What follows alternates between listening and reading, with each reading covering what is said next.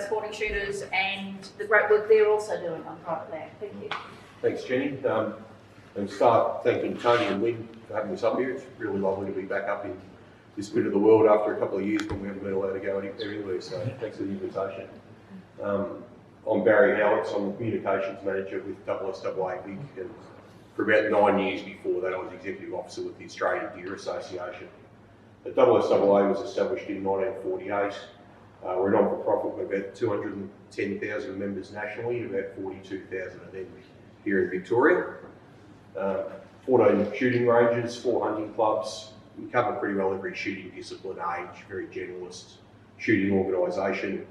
The ADA, where I came from, was started in 1969, very specific, very clear focus on deer and on wild deer. So I sort of came to this job after having worked very closely together, ADA and SSAA, over a long period of years. Brett was saying about the accreditation, SSAA has just become a registered training organisation this year, offering some courses for general shooting, getting people into shooting, but also looking at moving into that harvester stuff. And it's a natural sort of fit with the range network we've got. New training centre with Port Concrete on Saturday, so some exciting times there. Today I'm just going to have a quick look at some of the myths and misconceptions people might have about recreational hunting, some of the data about rec hunting, how hunters can work with other interests towards common goals, which I think is really the key sort of focus of today, and the conversations that landholders, I think, probably gloss over that because most of you are pretty set on what you're doing, but what landowners should talk about before they're letting rec hunters onto their property. A little bit about our Pharma Assist and conservation and pest management programs. So we'll start with the good old furfies. And probably the biggest one, the one we hear the most often, and Stefan touched on that, is about the game status of deer, that wild deer are somehow protected in legislation by their game status. And for most of the deer species, all of them except for hog deer in Victoria, that protection means 365-day a year open season with no back limit. Public land access in Victoria, that's probably better than bar New Zealand, any other place in the world. The most open public land access for deer hunting, so it's not really protection. And what that game status is for us, it's a means of managing the hunters, not managing the deer.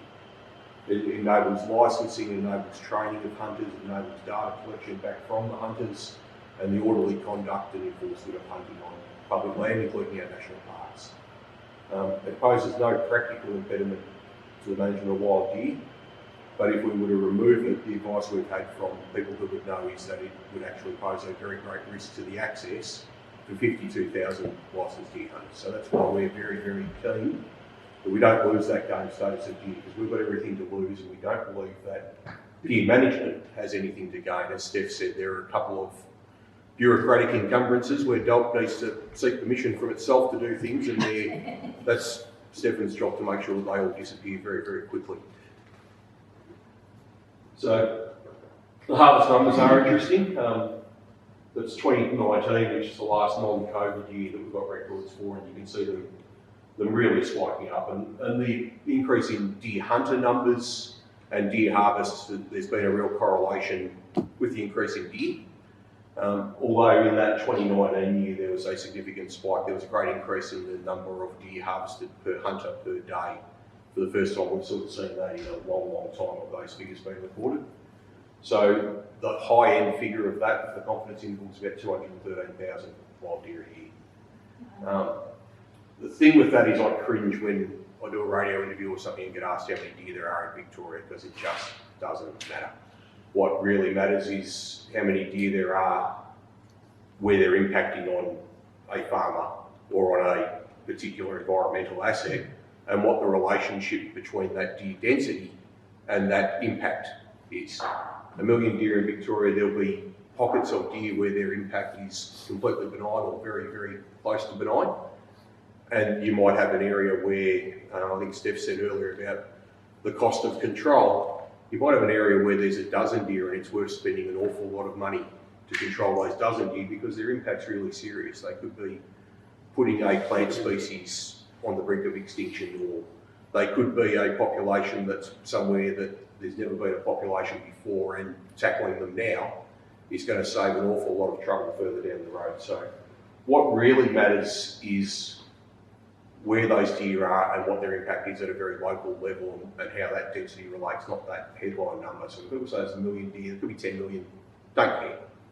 What we care about is what the deer are doing and where they're impacting. And that's over, of course, I said 52,000 hunters, and talking a lot about illegal hunting. And those people, those illegal hunters, they're part of my community, they're part of my hunting community. I hate to say that they are, but just like the idiots who you see on RBT on Channel 9 last night are part of our broader community, they're part of our community as well. From our perspective, they're people who are shooting holes in the bottom of the boat and we want to get rid of them. And we would, always stress that they are a minority, but that's cold comfort that they're a minority if you're the person who's dealing with them coming onto your property at 1 o'clock in the morning or cutting through your fences or having impacts on you personally. It doesn't really matter to you that they're a minority, but I just wanted to acknowledge that they are an issue. They're an issue that we're doing everything we can to tackle, and hopefully as concerned about as landholders are. Peter spoke about the economics, and that's an important thing. We need to understand the costs. You can't talk about costs, you can't do your budget and just talk about your costs if you're not talking about your income. So those 52,000 hunters support $201 million of economic activity in Victoria every year, 1,761 full-time jobs in Victoria come from recreational deer hunting. If you do that exercise of putting that out over 30 years, you've got this cost of deer of 2.2 billion a year, you've got this income of 7 billion coming from deer. Now, that's not an argument to put more deer and more hunters in the landscape. And again, it doesn't really matter because the people who are making the money are not necessarily the people who are bearing the costs. They're different people, and it's cold comfort to you if you're the person bearing the cost that someone down the road is making a quid out of. That common ground is the thing that we're really trying to push for and focus on. Big fan of Venn diagrams from 18 months spent homeschooling an autistic 8-year-old whose school keeps sending home Venn diagrams, so I've full bottle on how to make Venn diagrams. But it's easy because we firmly believe we have a lot more in common than we actually disagree about, pretty well with every stakeholder group, and that even goes right through the spectrum to the animal rights activists. We've spoken to people like Andy Medic, and we can agree with him on a lot of things right up until the point where we pull the trigger. But on the humane treatment of animals, we've got a fair bit of common ground. So putting this presentation together gave me a cause for introspection and what have the hunting community done to reach that common ground. But I think we've done all right. We've worked productively and collaboratively to park our ideology as much as we possibly can. And recreational hunting generally comes from a different perspective to most other people in this conversation. We come from this perspective of fair chase. We come from this perspective of truly valuing the animals. Come from the perspective of liking deer. We don't resolve from liking them. We don't apologise for liking them. We've got a real interest in them. That's what drew us into them to begin with. And there are really practical benefits, I think, for the community in having recreational hunters have that perspective, because it drives really good animal welfare outcomes. Ideally, it drives really good behavioural outcomes, and it drives people to really appreciate the opportunity that they've got to go out and interact and hunt with those animals. So there are benefits for the community in us thinking that way, but we also appreciate that there's a degree to which our beliefs are ideological. And what I think we've done quite well over the last decade or so in particular is park our ideology where it would have a practical detriment to other people. So we've recognised that, yes, we think that deer should be treated a certain way.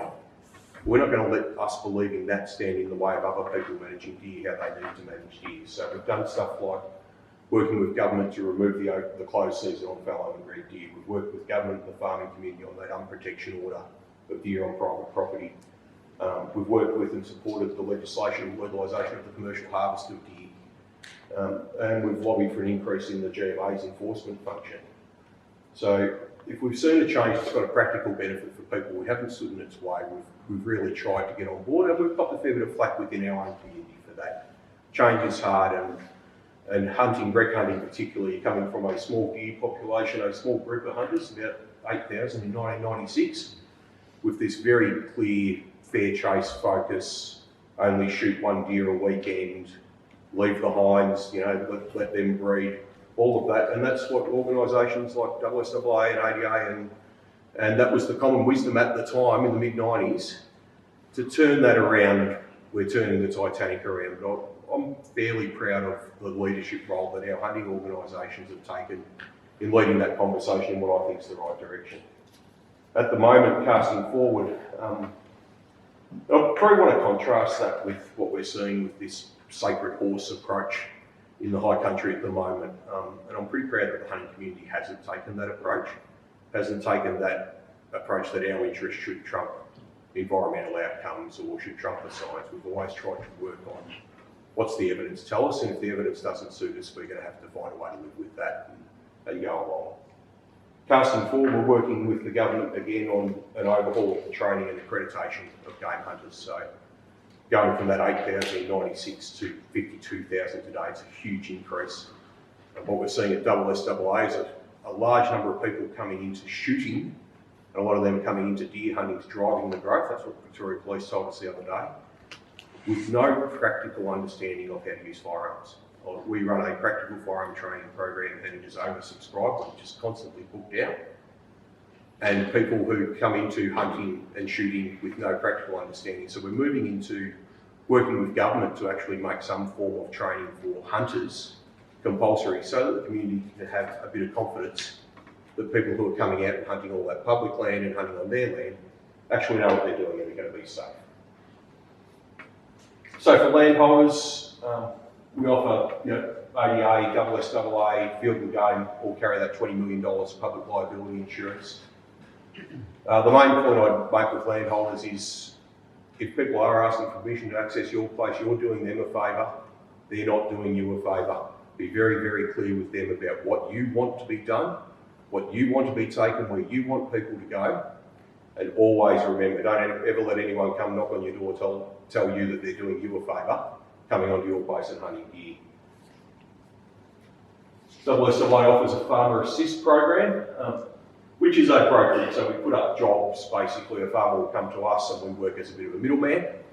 But by all means, if you've got local people who you can trust or people you've been dealing with for years, I wouldn't suggest you go on that. But it's an option for farmers to go to our Pharma Assist and get hunters to come onto their property. People that we've vetted, people that have passed a code of conduct and a shooting test with us, so that you know that they're reliable and they're going to be safe.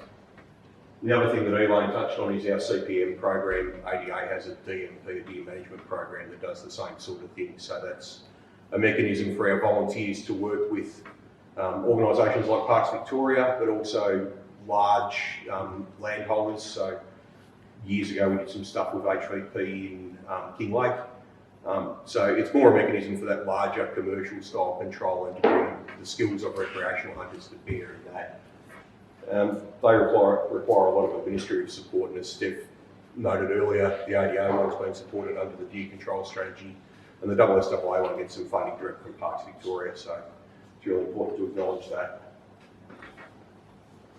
So that's about all I've got to talk about there today. We've looked at some of those myths and misconceptions and some of the data, and our main focus, I suppose, is that we need to work on that common ground together in the hunting community. By and large, I can't speak for 52,000 people, but by and large, the hunting community is up for that. We bring along a wide range of skills and really good motivation, so far beyond just pulling the trigger. So. Thank you. It's amazing the role you're playing. I think things have come a long way and you've played an important role to make that happen.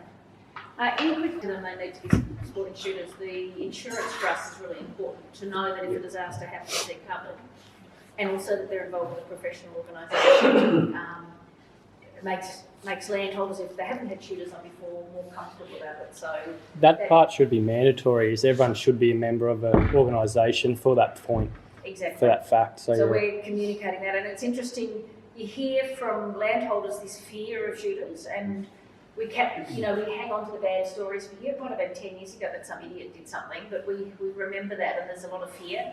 So I think it's a lot about trust, and I've heard certainly from all the shooters today, it's about relationships and respect and trust. And so the people who haven't engaged or are scared, they actually need to find someone that they can trust. I mean, it's a relationship. legitimate fear. Someone being an idiot with a firearm is not the same as someone being an idiot with a four-wheel drive. Yeah.